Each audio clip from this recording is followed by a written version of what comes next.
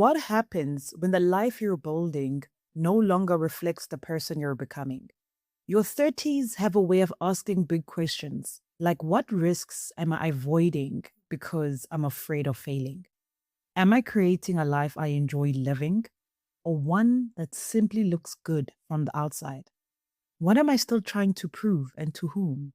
If I weren't afraid of starting over, what would I pursue? Today, we're diving into the challenges and beauty of redefining yourself at any stage of life. Hi, and welcome back to Talk to Me 30. My name is Nobantu, and this Wonke. space was created with the intention of having honest conversations about navigating life in your 30s. Whether we talk about self development, exploring your creativity, reaffirming your worth, balancing motherhood, or simply navigating your career, business, or relationships. Most importantly, it's about using your voice to speak on things that matter to you and affect your everyday life. So stay for the realness, the laughs, all conversations we have that inspire you to become the best version of yourself, one conversation at a time. This is Talk to Me 30. Let's talk. Today's conversation is inspired by my own personal journey where I feel like I am shedding the old and welcoming the new. But that honestly does require adjustment. One thing I don't think we talk enough about is this: redefining yourself isn't always exciting. Sometimes it feels like grieving a version of yourself that once made sense. Maybe you studied for a career that no longer fulfills you. Maybe you built up a business that doesn't excite you anymore. Maybe you becoming a mother shifted your priorities completely. Or maybe you just realized that success looks very different from what your younger self imagined. The question becomes, are you brave enough to let your life evolve? And in today's conversation, I'm going to touch on redefining yourself in many different aspects: who you are versus who you want to become. When we talk about redefining ourselves, we often find ourselves caught between two versions: who we are today and who we want to become. Who you are is your current reality, your habits, mindset, choices, and circumstances. For example, you want to start a business, but you're currently procrastinating, doubting yourself, and waiting for the perfect time. Listen, the perfect time does not exist. Who you want to become is a future version of yourself that aligns with your goals, your values, and your visions. Let's just say you envision yourself as a confident business owner who takes action consistently, even when things aren't perfect. Now, you see, the gap between these two versions isn't closed by wishing, it's closed by intentional action. Redefining yourself happens when your daily choices begin to match the person you're trying to become. Let me pose a question to you. Are your habits supporting who you are or who you want to become? In this season of mine where I feel like I'm redefining myself, I'm letting go of the old, I'm shedding old skin, and I really just want to strive and work towards becoming who I know that I can be.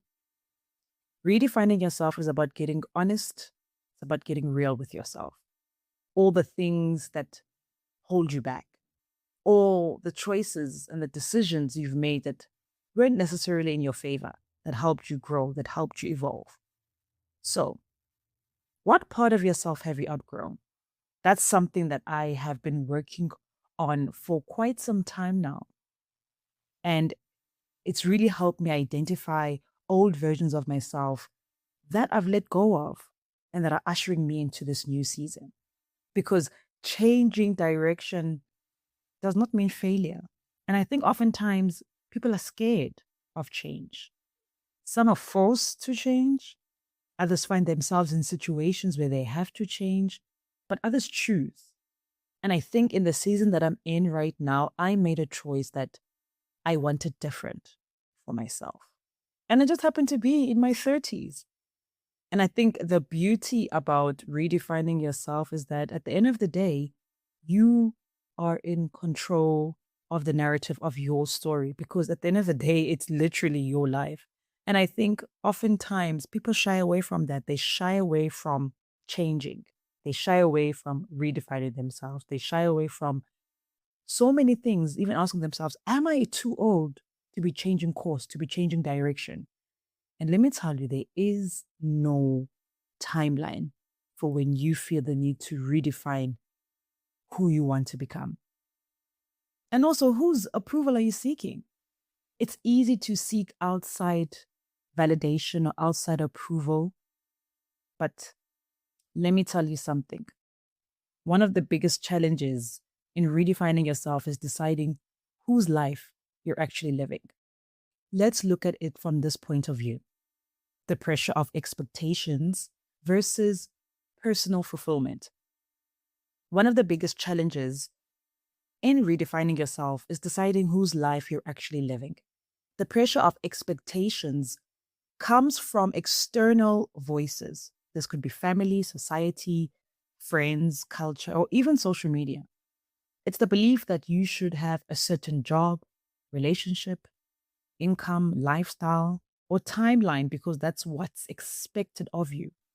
Let me make an example. So perhaps maybe you are staying in your career that looks successful on paper, but leaves you feeling drained or uninspired because everyone says it's a good job. And we all know in our economy right now, leaving a job would not be the best idea. And that's the pressure of expectations. As for personal fulfillment, that comes from within. It's choosing a path that aligns with your values, purpose, and what genuinely brings you joy, even if others don't fully understand it. I want to go back to the pressure of expectations, where in this economy right now, leaving your job right now would not be a good idea because of the high unemployment rate, right?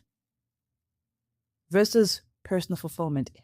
If you were to leave your job, quit with no plan B, you would be viewed as brave, crazy, or unrealistic. Oh, that's too high risk. But leaving the career to pursue a business or creative passion or a different path that feels aligned with who you are becoming, others would not understand, but that's your own personal fulfillment. Redefining yourself often requires the courage to disappoint other people's expectations so you can stay true to yourself. Now, let me pose a question to you. Are you building a life that looks good to others or one that feels right to you? And that's only something you can answer. Only you can reflect on, and only you can decide. I think it's important to remember some people will always relate to an older version of you because that's the version they know. Don't let the perception of what you were distract you from who you're becoming. They haven't seen the inner work, the discipline, the healing, or the growth that took place when no one was watching. So keep building anyway.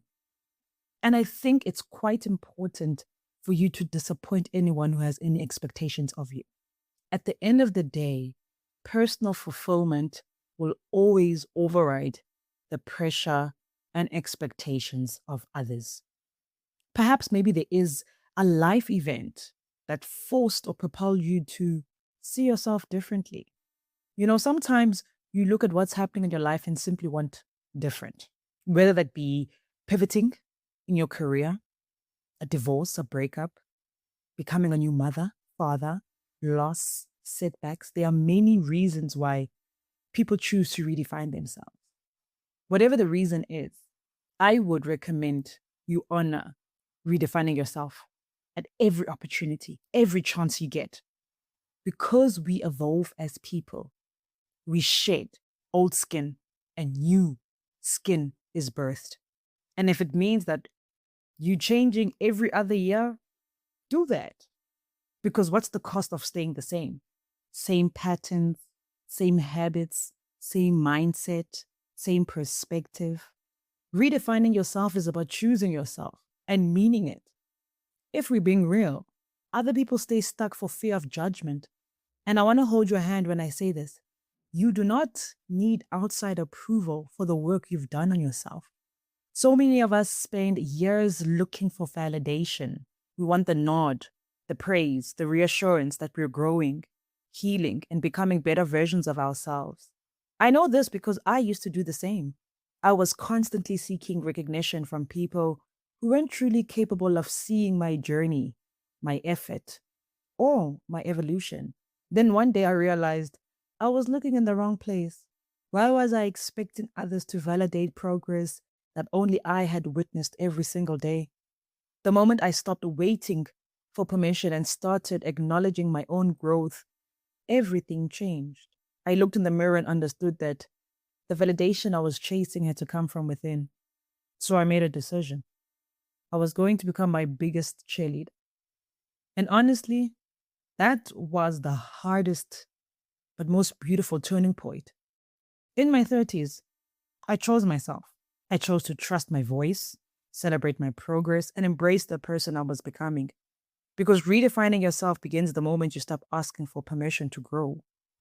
Let's talk about a couple of challenges that one might experience when trying to shift or evolve when it comes to redefining yourself. There's often that challenge of feeling behind. One of the biggest challenges in your 30s is comparison. You look around and everyone seems to have it figured out. Someone is buying a house, someone is getting promoted, someone else's business is thriving, someone is traveling the world. Meanwhile, you're considering starting over. The truth is, pivoting doesn't mean you failed. It simply means you've learned enough about yourself to make a different decision. But how can one overcome the challenge of feeling behind? Because ultimately, it's a feeling at the end of the day, and it's something that can be changed. Stop measuring your life against someone else's timeline. I feel like another challenge one could identify is the fact that starting over feels too risky. Let's be honest, in your 30s, starting over can feel intimidating. You may have financial responsibilities, children depending on you, a business you've invested years into, or a career you've worked hard to build. So, when you feel called to pivot, it's easy to think, what if I've come too far to change? But here's the thing, staying somewhere that no longer aligns with you or who you are trying to become comes at a cost. It can leave you feeling unfulfilled, stuck, or living on autopilot. So, how can one overcome this challenge or this feeling? Remember that redefining yourself doesn't always require a dramatic leap. It doesn't mean quitting a job immediately. It doesn't mean, okay, you know what? I'm done with this. I'm moving on. Sometimes it's one intentional step at a time. And as cliche as that might sound, when you put one foot in front of the other and take baby steps, learning a new skill, applying for a new role, small, consistent actions builds the confidence to make bigger changes when the time is right. So, no, don't just wake up one day and quit your job. Have a plan, have a backup plan, have a backup plan. Because listen, in Cyril's economy, we need it. But when you're called to pivot, and if you feel like you're too old to pivot or to move, that's not true. And just reevaluate what it is that you want. So focus on you, your needs, your wants, and put pen to paper, an action plan, a strategy on what steps you want to take to get there. Baby steps. You know how when you were a baby and you learned how to walk and your parents recorded you, your mother or your father or your auntie or your uncle or your grandparents captured some moments when you were walking or took some pictures when you were taking your first steps or mouthed your first words. Take it back to that stage. Start that project. Go back to gym. Go back to school. Register that business. Act on that idea. Submit that application. Start that blog. Change your look. Start creating content. Promote that business. Take up space. Find your voice. Use your voice. Say no. Have boundaries. Practice ways to redefine yourself. Changing your environments. Building new habits. The version of you that you want to become is on the other side of action.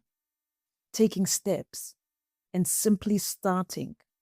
But you need to let go of the old, release the old, and allow yourself to blossom in the new. That's how you take back your power. That's how you redefine yourself to become the person that you want to be, that you know that you can be. You do not need permission to grow. Trust your journey, honor your progress, and keep choosing the version of yourself you're working to become. I think it's important to establish that redefining yourself isn't about becoming someone new, it's about becoming more of who you truly are. And your 30s and 40s aren't the deadline, they're often the beginning of your most authentic chapter. I think the biggest attributes that led me to this very season of redefining myself was a life event that occurred in my life that impacted and shaped a lot of who I used to be and who I actually wanted to become. And the choices I was making was not leading me there.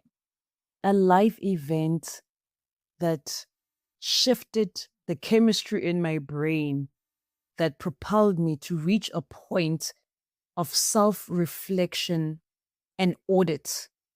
I had to audit my life because I was not satisfied with the choices I was making.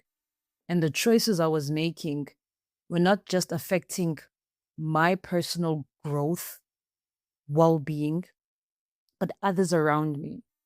So I had a lot of time to reflect on what I was doing and was it in alignment with the person that I want to become? And the answer was no, plain and simple, point blank, period. And I asked myself, what are you going to do about it? What steps are you going to take for you to be the person you want to become? And the answer was simple: change habits, change thinking, change people, places, patterns. And it took a whole lot of self introspection and accountability because I no longer wanted to move in a certain way. So I made that decision. And I think in hindsight, looking back, it was one of the best decisions I've made. A decision to move forward with clarity, with intention. It shifted so many things. I might have lost some people on the way, but it brings me peace knowing that I am walking in a path that feels good for me. And it took a long time, quite frankly, to get here because I believe I was always the person who put others before myself. And in this reflection and transition of doing what's best for me, I have begun to rediscover what I overlooked, what I liked and did not like. And it has brought so much stability and structure and order and joy in the process. And I think also one of the things that rocked me the most was the loss of my father. That changed so much for me, more than I realized at the time. But now, as I reflect on it, I realize that life is unpredictable. It's so uncertain. So I then decided as well that I wanted to live a life where I put myself first and not feel guilty about it. Put my family first, and I'll say this again, and put myself first. Oftentimes, sacrificing yourself to fill someone else's cup is draining. And that is how I felt with many relationships in my life. And no more. I think it is such a powerful place to be when you decide to no longer shrink yourself, to choose yourself, to take up space, to put yourself out there, to try something new. It really does start with a decision to start. Start. Move your feet. One step in front of the other. It's like learning how to walk for the first time. But it feels so liberating. It feels so right. It feels so structured. It feels so aligned. It feels so intentional. And I'll take that over confusion or chaos any day because your brain gets accustomed to whatever you feed it. So if you feed it negativity, if you feed it chaos, if you feed it confusion, your life will adapt that and reflect that. So I took myself out of my own low vibrational energy, patterns, behavior, people, places, and chose to start over, start again, but with experience this time. I think a lot of people are afraid of starting over or starting again or switching careers. But one thing I've seen, life is a cycle, it's an evolution. Many people in this age group are navigating careers, changes, parenthood, relationships, identity shifts, burnout, or the realization that their original life plan no longer fits. Or maybe it does, but they want something new. And that's the season that I'm in. Wanting something new, wanting something different, wanting to just explore and do the things that I enjoy. And not everyone is at the liberty to do so.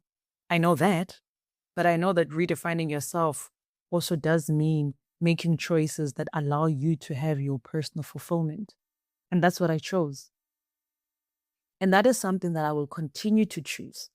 So go ahead and redefine your life as many times as you need to, any different stage that you need to in life. Because if nobody knew you, who would you choose to be? If you didn't have the job title, how would you view yourself?